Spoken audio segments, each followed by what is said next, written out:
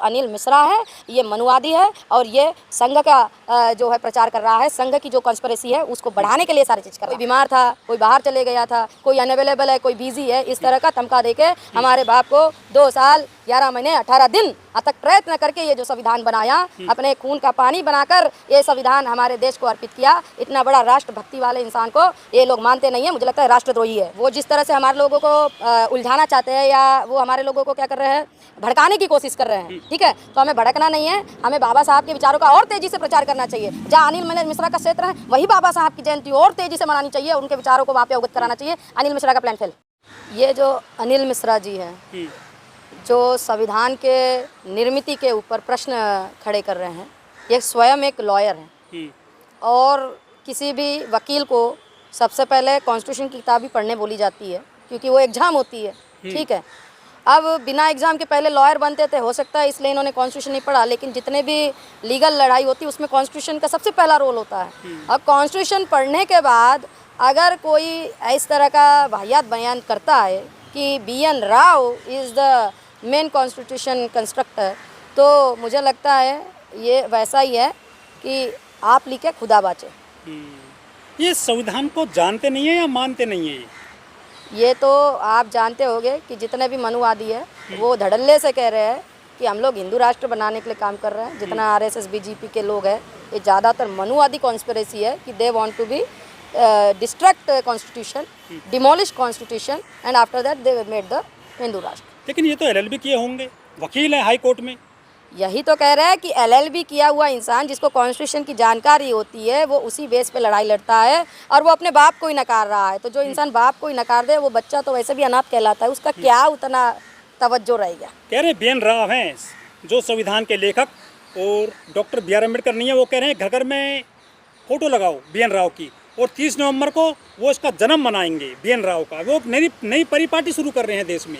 यही तो इतने सालों में उनके बाप दादाओं ने किया, ये बहुत बड़ा एक एविडेंस है कि वो आज मॉडर्न इंडिया में भी इस तरह की हरकतें अपना रहे हैं। यही इनके बाप दादाओं ने किया कि जो महाबोधि स्थली थी उसको ये लोग टेम्पल मंदिर बोलते रहे और पूजने लग गए, है ना। वही उसका आज जो है परपोता है, समझो वो भी आज यही बातें कर रहा है कि जो बाबा साहब थे संविधान के निर्माता, जो मेन ड्राफ्ट बनाए हैं, क्योंकि जो 7 लोग थे जिसमें BN राव का भी नाम था और भी हमारे लोग थे, ये जो लोग हैं ये लोग तो सहयोग ही नहीं किए हैं। ये कोई बीमार था, कोई बाहर चले गया था, कोई अनअवेलेबल है, कोई बिजी है, इस तरह का धमका देके हमारे बाप को 2 साल 11 महीने 18 दिन तक प्रयत्न करके ये जो संविधान बनाया, अपने खून का पानी बनाकर ये संविधान हमारे देश को अर्पित किया। इतना बड़ा राष्ट्रभक्ति वाले इंसान को ये लोग मानते नहीं है, मुझे लगता है राष्ट्रद्रोही है।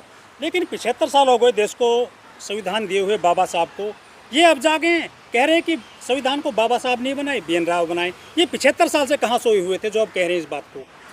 ये 75 साल से सोए हुए नहीं थे, अब ये फुल फ्लेज में आ गए हैं। क्योंकि इनको मालूम है कि आज सोशल मीडिया आने के कारण ज़्यादातर जानकारी आम लोगों तक पहुंच रही है, तो ये कोशिश कर रहे हैं हमारे लोगों को फिर से गुलामी के तरफ लेके। तो मानसिक गुलाम का यही तरीका है कि उसको सबसे पहले कंफ्यूज किया जाए। जब इंसान को कंफ्यूज किया जाता है वो सोचता है कि अब हम किधर जाए। और जो नॉर्मल लोग होते हैं, 70% लोग हमारे देश के जो है मध्यम और निचले वर्ग से आते हैं, और ये जो लोग हैं केवल रोजी रोटी और अपने काम पुरता ही ध्यान रखते हैं, और ऐसे लोगों को बरगलाना बहुत आसान हो जाता है। और इसलिए मैं धन्यवाद देना चाहूँगी बहुजन मीडिया का, हमारे सोशल मीडिया का, जो इस बात को इतने पुरजोर तरीके से विरोध भी कर रहे हैं और इसको दिखाने का काम कर रहे हैं कि ये जो अनिल मिश्रा है ये मनुवादी है और ये संघ का जो है प्रचार कर रहा है, संघ की जो कॉन्स्पिरेसी है उसको बढ़ाने के लिए सारी चीज़ कर रहा है। कह रहे बाबा साहब तो गुलाम थे अंग्रेजों के, उनकी नौकरी चाकरी करते थे, ये कहा है अनिल मिश्रा ने बाबा साहब के लिए। अरे बाबा साहब अगर नौकरी चाकरी करने वाले होते तो वो देश के सबसे पहले कानून मंत्री और संविधान निर्माता नहीं बनते। उनको अगर चाकरी करनी होती तो अपने बेटे को बचाने के लिए करते, जिनसे 4-4 बच्चे इसीलिए मारे क्योंकि वो समाज का कार्य कर रहे थे, है ना। समाज का कार्य करने के लिए जिन जिन लोगों ने उनको सहयोग किया उस अनुदान से वो अपना घर नहीं चलाते थे। आज तो हर समाज सेवी ने हमारे बाबा साहब से सीख लेने वाली बात है कि वो उनका तो रिटर्न में उनका बायोग्राफी लिखी हुई है, ये पढ़ना चाहिए अनिल मिश्रा ने, ठीक है। और बाबा साहब का केवल यहाँ पुरावा नहीं है, पूरे विदेशों में आप जाइए, कोलंबिया चले जाइए, वहाँ के लोग भी बाबा साहब का पूरा चीज जानती है। वही तो हम कह रहे हैं जहाँ से लेकिन पढ़ाई की हमारे बाप ने, तुम वहाँ जाओ, मुझे लगता है तुम पहुँचे नहीं होंगे अनिल मिश्रा जी, आप अब तक वो कोलंबिया गए नहीं होंगे जहाँ बाबा साहब जाके पढ़ के आ गए उस वक्त जब उनको पढ़ने का ही अधिकार नहीं था। ये बहुत बड़ी बात है जो आपके बाप दादाओं ने रोका था। फिर भी हमारा बाप कोलंबिया विश्वविद्यालय से पढ़ के आया, फिर भी हमारा बाप लंदन की यूनिवर्सिटी में पढ़ के आया, और फिर पढ़ के आने के बाद ये संविधान तो आप लोग हमको वैसे भी लिखने नहीं दे रहे थे, वो तो आपको जिसको आप पैसे दे के लिखवा रहे थे उस इंसान ने कहा भैया काहे हमसे पाप करवा रहे हो, तुम्हारे हमसे ज़्यादा बुद्धिमान इंसान तो तुम्हारे यहाँ है, बाबा साहब अम्बेडकर। लेकिन अनिल मिश्रा के पूर्वज भी बाबा साहब का विरोध करते थे। उन्होंने संविधान की कॉपी जलाई, उन्होंने हिंदू कोड बिल की कॉपी जलाई, उन्होंने बाबा साहब के पुतले फूके 1940 के दशक में। उनके पूर्वजों को कोई याद नहीं करता, लेकिन बाबा साहब को आज भी पूरे देश और दुनिया में जहान में याद किया जाता है। बाबा साहब के लिए नारा दिया जाता है कि जब तक सूरज चांद रहेगा बाबा साहब का नाम रहेगा। तो ये कौन लोग हैं? क्या ये बाबा साहब से कभी जीत पाएंगे इस तरह की जो बात करके? बिल्कुल नहीं। देखिए, जब बाबा साहब जिंदा थे तब तो इनके नाक में दम था ही, लेकिन आज बाबा साहब अमर हो गए हैं, इसके कारण इनके नाक में ज़्यादा दम हो रहा है, क्योंकि एक बाबा साहब थे तो इनको झेले नहीं जा रहे थे। आज उनके इतने सारे अनुयायी हो गए हैं कि वो इतने क्लियर है बाबा साहब का जो लिटरेचर पढ़ते हैं या जो बाबा साहब के प्रति जिन अनुयायियों में बिल्कुल उनके प्रति ये है श्रद्धा है, उनके प्रति जो है एक प्रेरणा है बाबा साहब जिनके, वो लोग कभी भी अंधश्रद्धा और मनुवाद इसको कभी भी अपनाएंगे नहीं, इनको पनपने नहीं देंगे, और उनके हटाने के लिए बाबा साहब के चिन्हों को, बाबा साहब की विरासत को, बाबा साहब के विचारों को इस देश में बने रखने के लिए अपना ईंट से ईंट बजाने की भी तैयारी रखते हैं। बाबा साहब चीन गए, जापान गए, कोलंबिया, थाईलैंड, मलेशिया, पूरी दुनिया में बाबा साहब को जाना जाता है, माना जाता है, लेकिन भारत में बाबा साहब का अपमान किया जाता है। ये कौन लोग हैं?